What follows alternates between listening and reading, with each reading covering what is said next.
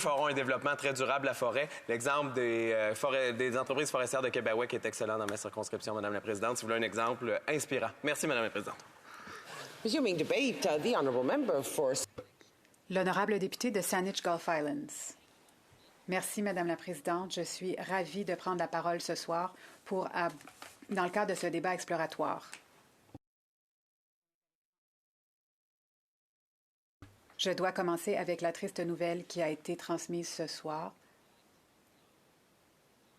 L'honorable John Fraser, ancien président de la Chambre, ancien député et un vaillant défenseur de la conservation. Il a été ministre de l'Environnement dans le gouvernement du très honorable Joe Clark. Il a été ministre des Pêches. Il vient de la Colombie-Britannique. C'était un conservateur progressiste. Il était un ami cher. Il est décédé il y a quelques jours. Il y a des fleurs sous son portrait à l'extérieur de la Chambre. Quand on parle des forêts de la Colombie-Britannique, quand on parle de bois d'œuvre, pendant des années, John était très impliqué dans la défense de nos forêts. Il jouait un rôle clé, comme je l'ai dit, en cette Chambre il y a très peu de temps, alors que je rendais hommage à Brian Mulroney.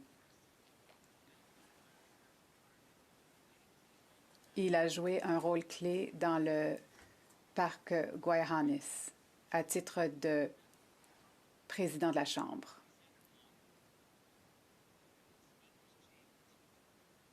Alors que nous siégions à l'édifice du Centre,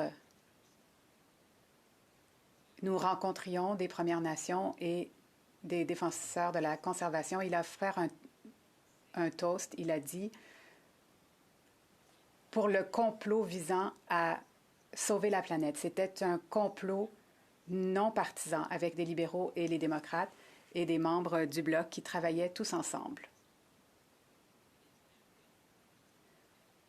Donc, j'aimerais lui dédier ma réflexion sur l'état des forêts.